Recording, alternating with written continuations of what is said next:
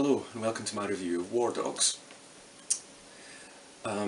Brief apology for these videos taking so long, except, well, let's be honest, no one's listening. I'm basically just shouting into the void. I'm one step away from drawing a face on a fucking volleyball. Anyway, here's the short version. This is an entertaining film on very dark subject matter, ably handled by a director better known for anarchic comedies. There's no great revelations in this film, not really, though having said that, I consider myself a moderately cynical bastard, and yet I'm always surprised by just how much money is floating around in the arms industry. Two friends in their early 20s start dealing munitions and arms, and eventually they win a $300 million government contract.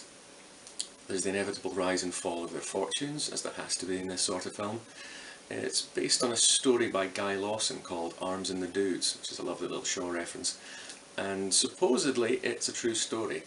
That seems hard to believe because on the surface it is so ridiculous, but it does involve the American military, so I'll leave you to draw your own conclusions.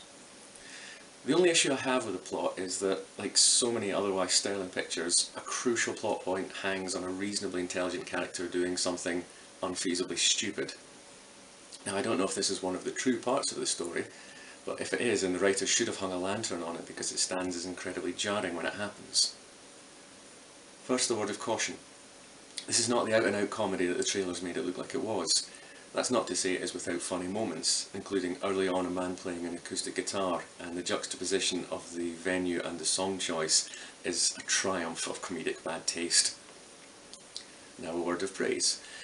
I am impressed that Todd chose to eschew making this as a comedy, because the events are so ridiculous that they could very easily have gone for big laughs and got them. Instead, he chose to let the story speak for itself, even allowing Bradley Cooper to play his role with an understated tone of flat menace, as opposed to the bug-eyed psychopathy which another director might have been tempted to encourage.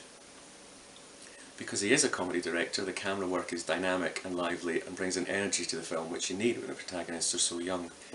And the protagonists are well played by Jonah Hill and Miles Teller. These characters could have come from any slacker comedy. In fact, they would not have seemed out of place in Phillips' Road Trip or Old School, which may sound as though they're cliched, but they're not. They're familiar.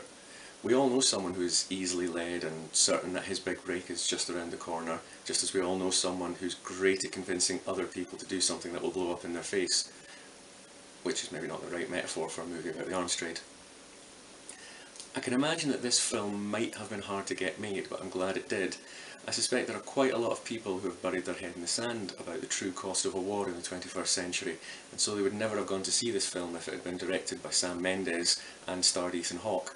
However, as it is being sold as from the director of The Hangover, maybe one or two people will go to see it and have their eyes opened. It could happen. And so to sum up, it's a good film. It's not a great film, but it's definitely one I would recommend. However, having said that, if you choose to wait until it's on DVD, you won't lose any of the impact. Thank you for watching.